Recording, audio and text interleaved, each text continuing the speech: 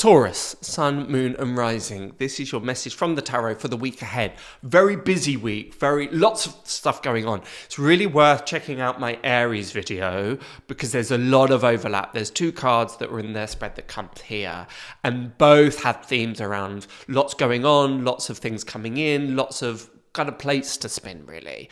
Don't tell Aries this, but your week is looking much easier, much smoother because of that busyness, that franticness for them could lead into overwhelm, feeling, oh, I'm here, there and everywhere. This sense of dichotomy of should I go this way, should I go that way, ambivalence. But for you, it's feeling much more like it's going to land, like your ducks are going to come into a row. You've got the Ace of Pentacles in tandem with the Chariot and the Eight of Wands, the Lord of Swiftness. So this is why there's this real sense of lots of things going on, lots of things to be attended to, but you doing that very, very successfully, you being able to maintain the reins. Sometimes with the Chariot, it can feel like I'm just holding on for dear life, and yet everything is trying to pull me in two directions.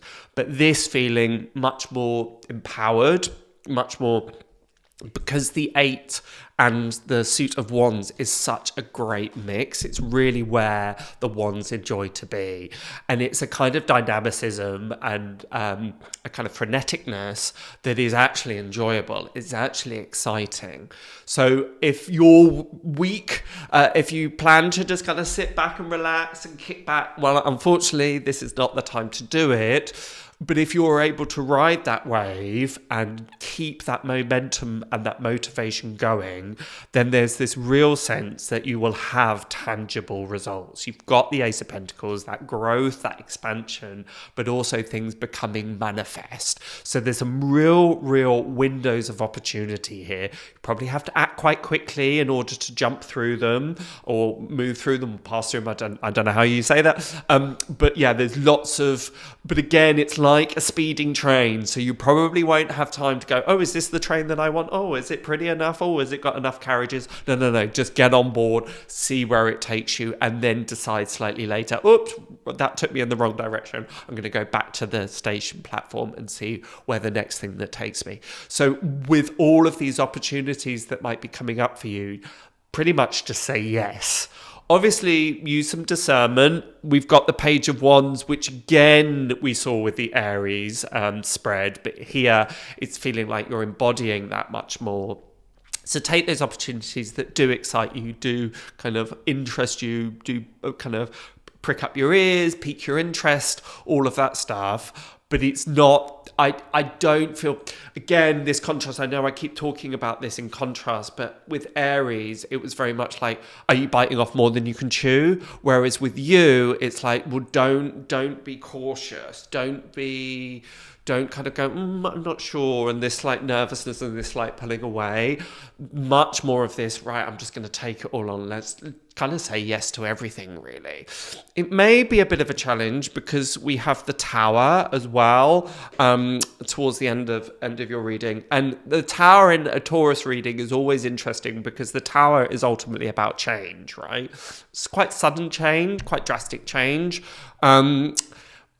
And there's a couple of things coming through on this, actually, because Taurus, as we well know, likes stability, likes routine, likes things to be very much tangible, and that is given. So there's no worry about that. But as the image that my guides are kind of showing me is a painting I've seen somewhere, I think, or an image, is somebody jumping out of the way of a lightning bolt. It's just about to strike, and they're jumping away, but they've got this big smile on their face, and there's a kind of playfulness, and there's a kind of impishness with that character. So what I'm trying to say is, again, it's like if you just rest on your laurels and be so obstinate and go, I'm not moving, I'm not shifting, I'm not changing, even though everything is around you, like, come on, there's a thunderstorm right above you. Surely you should go and seek shelter. And it's like, no, I'm sure I'm fine.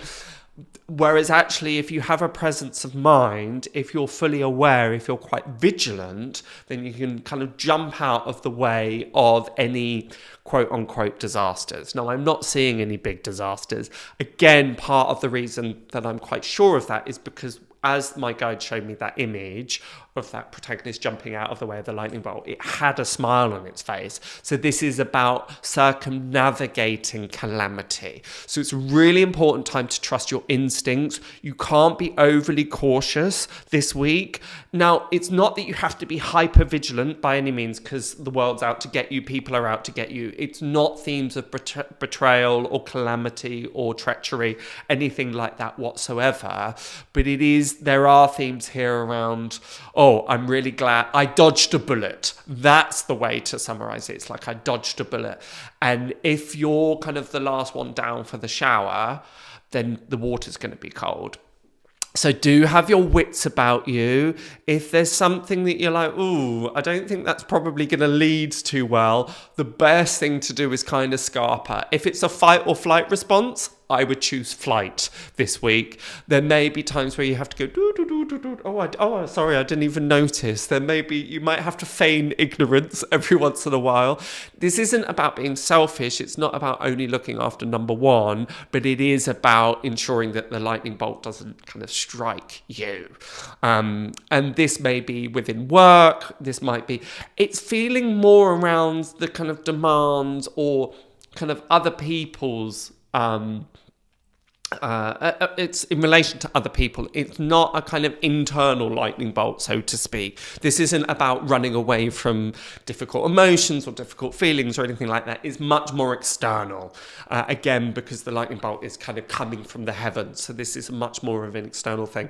So anything that you're not really feeling or anything that you think that could get a little bit kind of dodgy, it's probably better to be slightly unavailable this week, or just kind of, oh, I'm really sorry, I'd love to, but X, Y, Z.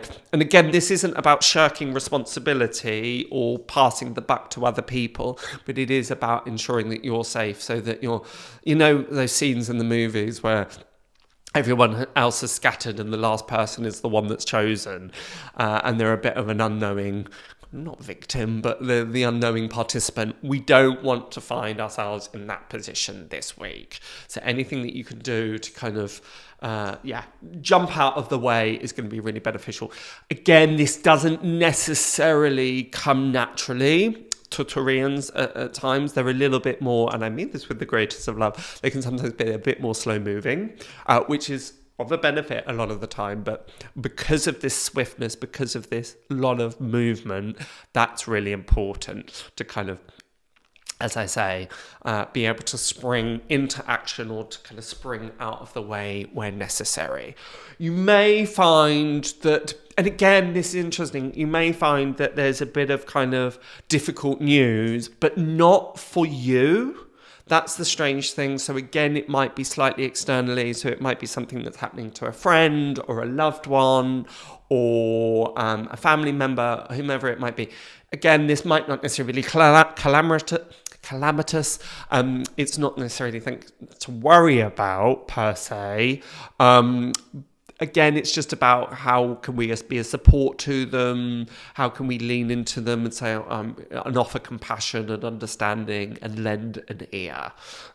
Because there seems to be bolt out of the blues here. But again, it's not matched with an internal upset or an emotional or spiritual or mental upset.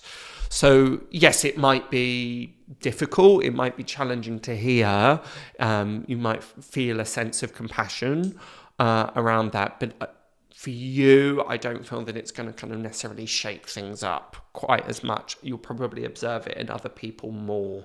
There might be exceptions to the rule, but that's more of how it's coming through. But just want to step back just for a moment to round off.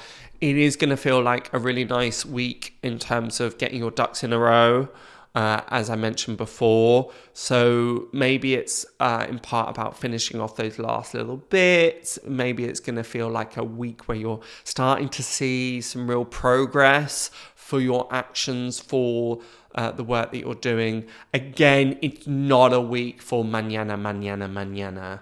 Don't delay, don't put off tomorrow what you can do today, because there's a sense of, and it's a bit obvious, but there's a kind of karmic sense of, well, if I put in the work now, it will pay off. But if I kind of delay it and put it off and say, oh, I can't really be bothered at the moment, then there's a momentum here that you can really capitalize on. So do that. So anything that you need to roll up your sleeves and just dig into and plow into, it will be really, really beneficial and really worthwhile. But I'm feeling a sense of achievement and a sense of, okay, yes, now it's starting to align, now it's starting to make sense.